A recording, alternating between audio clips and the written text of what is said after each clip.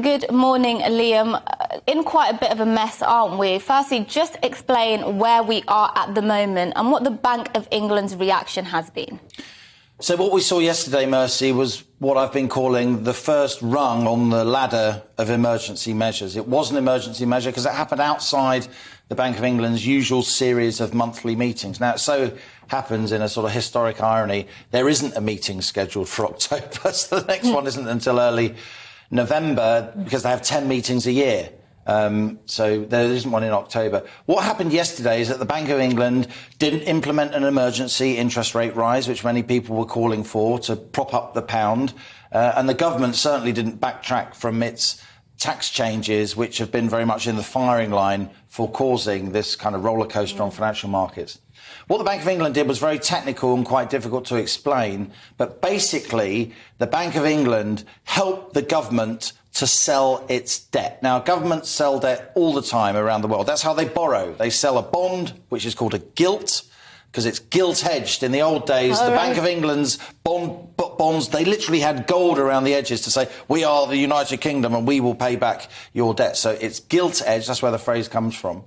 And yesterday, the Bank of England indicated to financial markets that rather than selling bonds into the market itself, which it was doing, it's going to start buying bonds. And that makes bonds more attractive because people who are lending the government money know the Bank of England is also there buying the bonds alongside them. That's why the pound levelled off yesterday. It recovered. It's about $1.08 now, which it went down to $1.03 at the height of this crisis, almost near parity 1-to-1. But crucially, even though the pound hogs all the headlines, because it's kind of easier to understand, it's the gilts market that's really important, which is the borrowing cost for the government. That interest rate ripples out across the whole of the rest of the economy into personal loans, mortgages and so on. And the good news is, Mercy, that this Bank of England intervention for now seems to have worked. It's reassured financial markets lending money to the government because, and here's the headline that you won't hear anywhere else or not many places, the government's borrowing cost on 10-year money, borrowing for 10 years, has gone down from over 4.5% to around 4%, and it's been at 4% since around 4 o'clock yesterday, so that seems to be sticking for now. Explain to us what the causes are, because I mean, Liz Truss has only been Prime Minister for a couple of weeks, and surely she would have also inherited a challenging economic situation. Is it correct to say that reversing the top rate in tax is the cause? Or because I've even read some Conservative commentators saying that the markets are actually scared of a possible Keir Starmer leadership. I mean, what is the actual cause of this?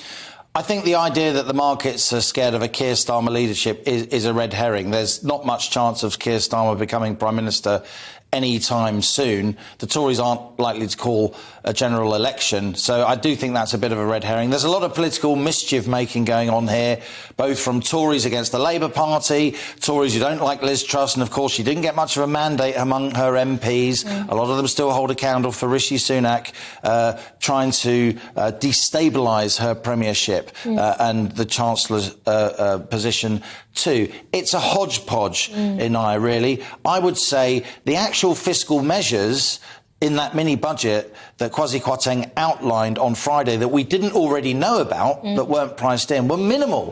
We knew that the corporation tax rise wasn't going to happen. We knew he was going to reverse the national insurance increase that Rishi Sunak implemented in April. We knew there was going to be an energy price cap. Liz Truss announced it before the unfortunate death of Her Majesty the Queen in the House of Commons.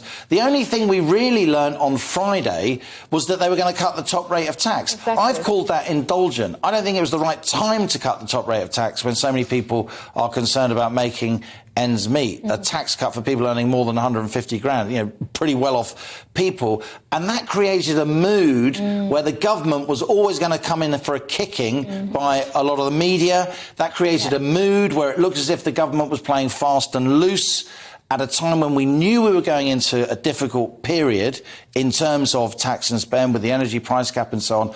I think that was a step too far. It wasn't the measure itself, the amount of money it cost, because it cost hardly anything, a couple of billion quid.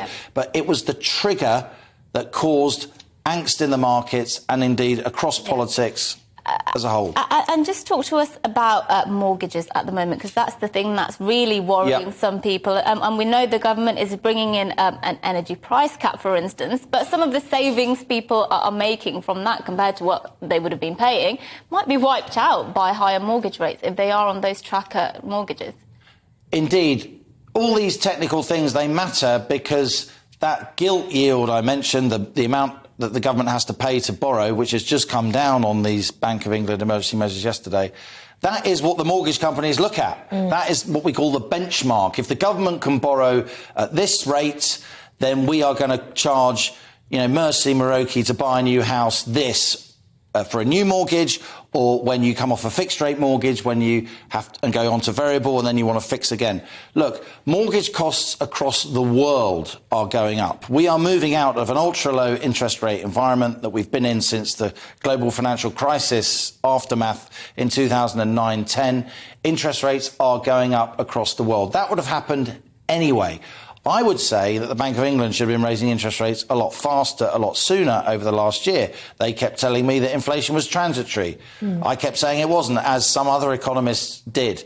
It turned out that we were right. It gives me no pleasure to say that. If the Bank of England had started raising interest rates earlier, then I don't think financial markets would be in such angst. So look, interest rates are going up. The question is, will this panic mean that they go up faster and further than they otherwise would have done to press down on inflation? And I think they do, unfortunately. I do think interest rates are going to go up to 5%, maybe even 6%. And that is what the financial markets are showing. That's where they expect them to go. And for a lot of people, that will mean extremely difficult times. There's no...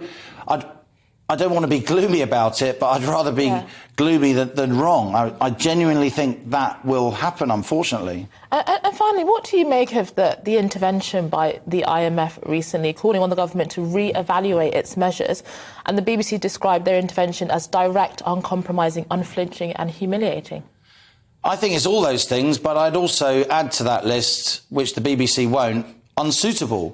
I don't think it's the IMF's place to say this to a country like the UK. We're nowhere near a bailout situation. The UK government is nowhere near having to go to the IMF as we did in 1976. I just about remember that, and you weren't born, but a lot of people watching this programme will remember that bailout. We're nowhere near that. It seems pretty politically mischievous to me by the IMF. It's pretty mischievous for Joe Biden, no friend of Liz Truss and Kwasi Kwarteng, on the opposite side of the political fence, to start commenting. Look, Japan's central bank just did pretty much exactly the same thing that the British central bank did here in the UK. This is not unusual. Interest rates are going up across the world. The reality is that the UK's national debt is actually quite low by the standards of other G7 countries. What matters is the rate at which the government has to issue new debt. And I do think the market's got some legitimate concerns about that, but I think the IMF weighing in and raising the red flag doesn't really help anybody.